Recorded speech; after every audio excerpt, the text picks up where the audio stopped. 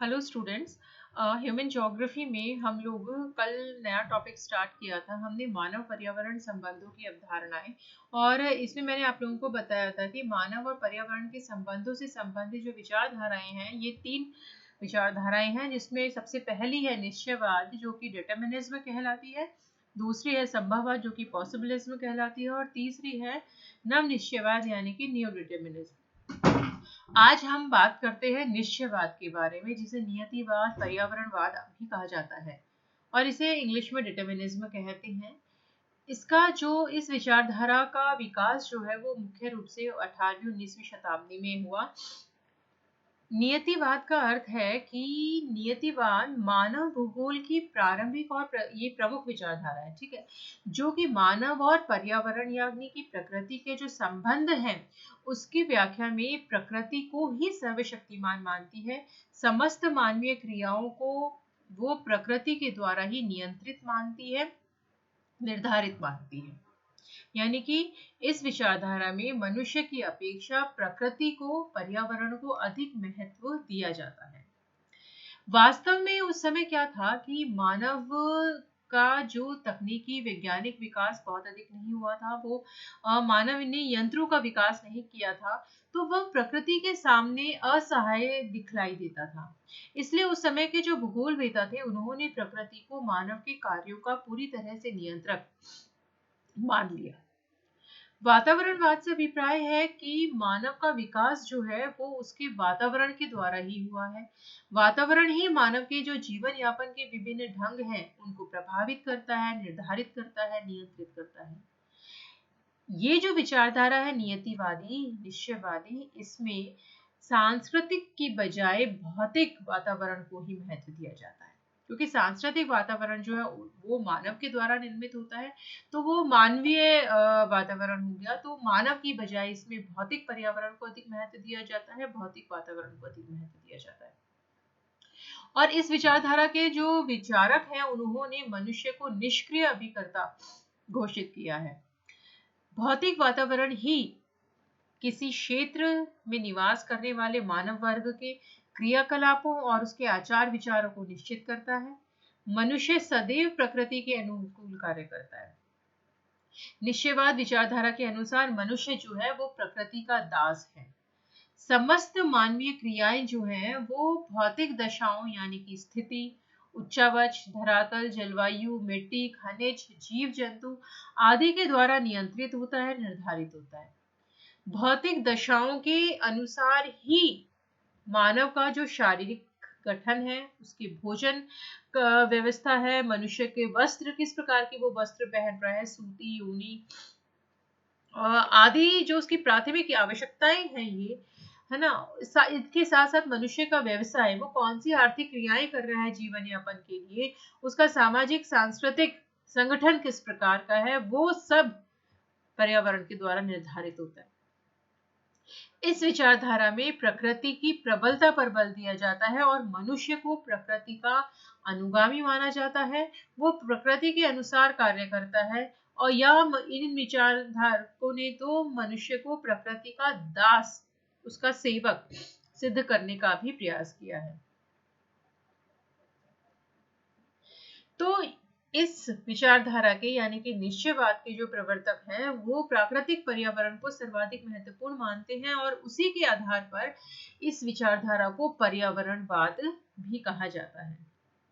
अब अगर हम निश्चयवाद का विकास देखें तो कब हुआ, कैसे हुआ, तो ये जो निश्चयवाद विचारधारा है इसकी जड़ें तो अति प्राचीन है।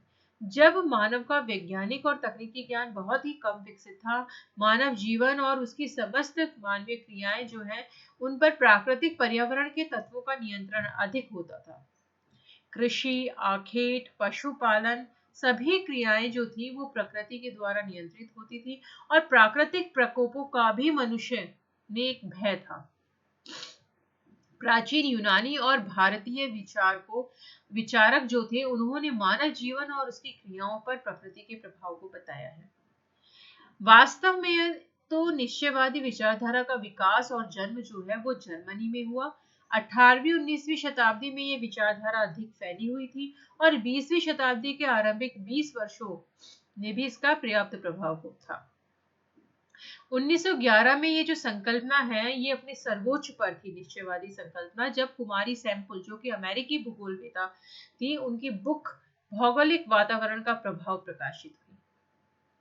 अब हम बात करते हैं निश्चयवादी विचारधारा पर विभिन्न भूगोलवेताओं की जो विचार है उनके बारे में।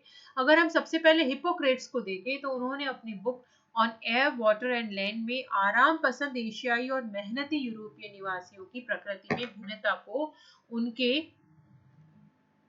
वातावरण की वजह से ही बताया है, वातावरण की उपज बताया है।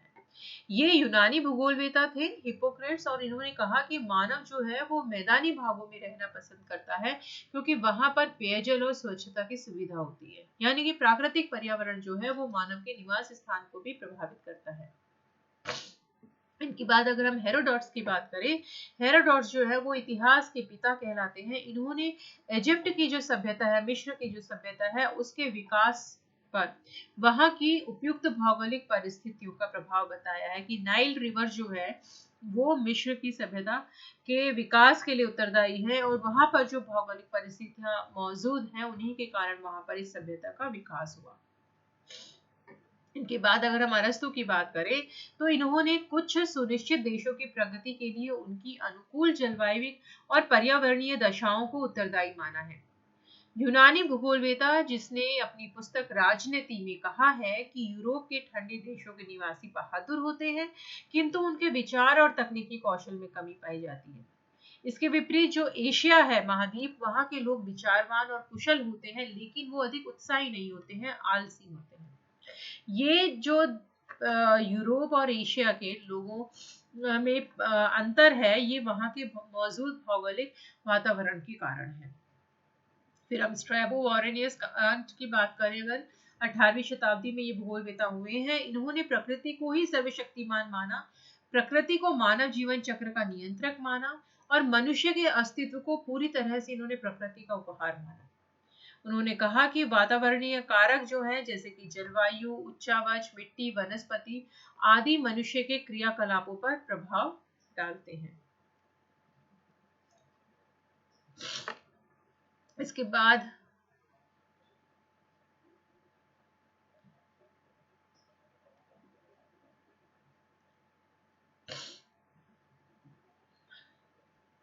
अगर हम रिटर और हम्बोल्ट की बात करें तो रिटर जो है ये नियतिवाद संबंधी विचारधारा इन्होंने अपनी बुक यूरोपा में और हम्बोल्ट ने अपनी बुक कॉस्मोस में दी है।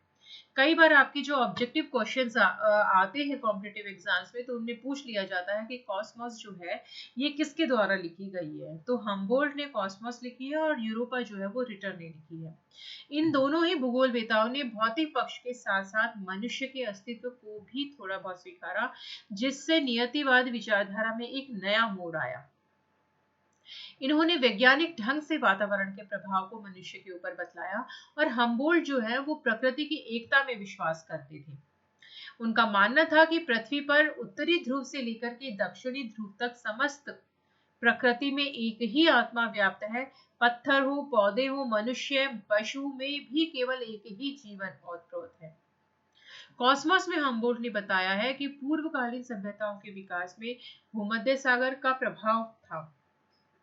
पृथ्वी के निर्जीव तल और जीवधारियों में कौन शामिल है? वनस्पति, जीव जंतु, मानव जगत के बीच एक पारस्परिक संबंध था जिसका विश्लेषण हम्बोल्ट ने किया है, और मनुष्य पर उसके निवास क्षेत्र की प्राकृतिक शक्तियों का प्रभाव पड़ता है।